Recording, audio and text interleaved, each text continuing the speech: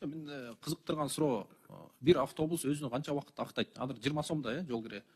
Ооба, 17 сом безналичный, 20. Бишкектин ошол жүрүү темпи менен канча убакытта актайт экен өзүнө бир автобус? $115.000. Негизи актайт экенби же актабайт экенби? Ошого техникалык абалы жетеби, жетпейби? Тарифтер менен эгерде ушундай эле кала берсе, бул өзүн акталбайт да. Анткени анда биздин тарифтерди көбөйтүш керекпиз. Эгерде тарифти көбөйтө турган болсок, ал өзүн актап. Ошо бүгүнкү 20 жана 17 сом менен канча жылда актайт экен?